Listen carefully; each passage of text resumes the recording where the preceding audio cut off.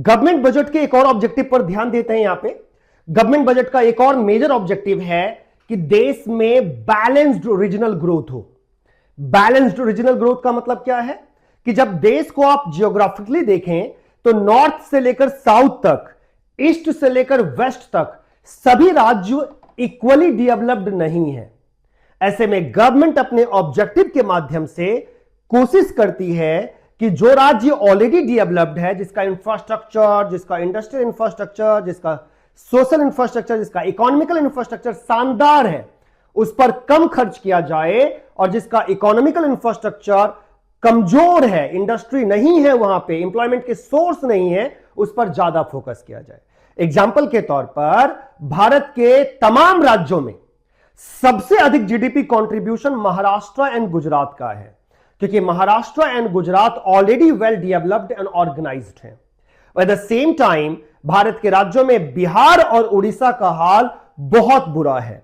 ऐसे में गवर्नमेंट यह कोशिश करती है कि महाराष्ट्र एंड गुजरात पर कम बजट एक्सपेंडिचर हो और बिहार एंड उड़ीसा पर ज्यादा बजट एक्सपेंडिचर हो। देखिए, मैं हमेशा एक बात कहता हूं कि भारत का विकास केवल तब नहीं होगा जब केवल गुजरात और महाराष्ट्र विकसित होगा, बल्कि भारत का विकास तब ज्यादा होगा जब महाराष्ट्र और गुजरात के पैरेलली बिहार और उड़ीसा की भी तरक्की होगी। एग्जैक्टली ऐसे ही भारत की तरक्की किसी एक रिलीजन की तरक्की से नहीं, बल्कि सभी रिलीजन के बराबर तरक्की से पॉसिबल है। भारत की तरक्की केवल तब नहीं होगी जब किसी एक जाति विशेष की तरक्की होगी, बल्कि जब सभी जातियों की तरक्की होगी, तब जाके भारत का विकास होगा। कहने का अभिप्राय यह है कि जब भारत शब्द का प्रयोग किया जाता है तो उसमें सभी रिलीजन, सभी कास्ट और सभी राज्य शामिल होते हैं। इसलिए भारत सरकार अपने गवर्नमेंट बजट के ऑब्जेक्टिव से इस बात का प्रयास करती है कि जिन क्षेत्रों का कम विकास हुआ है इंफ्रास्ट्रक्चर के तौर पर, किसी भी रूप में इंफ्रास्ट्रक्चर के तौर पर, इकोनॉमिकल इंफ्रास्ट्रक्चर में, एनर्जी, ट्रांसपोर्ट, कम्युनिकेशन या इंडस्ट्रियल इंफ्रास्ट्रक्चर में, तो गवर्नमेंट उस पर ज्यादा बजट अलोकेट करे ताकि उन क्षेत्रों का ज्यादा विकास किया जा सके। जैसे कि मैंने पहले भी बताया था कि भारत में इस प्रकार की नीतियां बनाने के लिए केवल दो ही सिस्टम जिम्मेदार है, एक सरकार खुद और दूसरा सरकार के बिहाफ पे देश का सेंट्रल बैंक यानी कि आरबीआई। तो जो सरकार पॉलिसी इस्तेमाल करती है उसको फिस्कल पॉलिसी कहते हैं, और गवर्नमेंट यहां भी फिस्कल पॉलिसी को ही इस्तेमाल करती है ताकि देश के रीजनल डिस्पैरिटीज को रिड्यूस किया जा सके, डिफरेंसेस को रिड्यूस किया जा सके।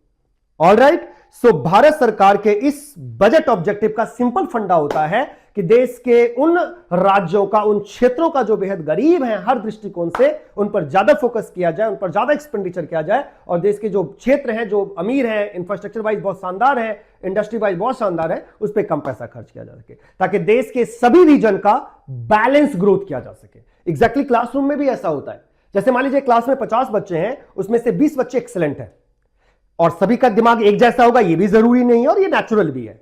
30 बच्चे में से 20 बच्चे गुड है और 10 बच्चे जो बचे हुए वो एवरेज है। तो जाहिर सी बात है टीचर को ये चाहिए कि जो 20 बच्चे एक्सीलेंट है उस पर थोड़ा भी ध्यान देंगे तो काम चल जाएगा।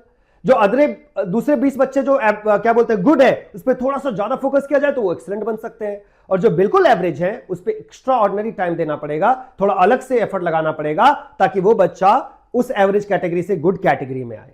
यानी कि सभी बच्चों पर अगर एक जैसा ध्यान दिया जाएगा तो गड़बड़ हो जाएगा। बच्चों के पोटेंशियल के हिसाब से, बच्चों की एबिलिटी टू अंडरस्टैंड के हिसाब से उस पर ध्यान देना चाहिए। एग्जैक्टली वैसे ही भारत सरकार अपने गवर्नमेंट बजट के ऑब्जेक्टिव में ध्यान देती है जो राज्य कम तरक्की वाले होते हैं, पुअर इंफ्रास्ट्रक्चर वाले होते हैं, उस पर ज्यादा ध्यान देकर, उस पर ज्यादा बजट एलोकेट करके, और अमीर राज्यों पर कम बजट एलोकेट करके। I hope you understood this topic. So this is again the important, just keep tuned, अपने दिमाग में बिठा लीजिए, क्योंकि अगर आप अंडरस्टैंडिंग लेवल पे समझेंगे, देश को पैरामीटर बना के समझेंगे, तो आपको सारी चीजें दिमाग में बैठ जाएंगी, और समझी हुई चीजें कभी एग्जाम में भूला नहीं जाता है। अगर आप रटेंगे तो भूलेंगे। It's a very understanding questions. अगर आप देश समझते हैं तो सवाल समझ में आता है।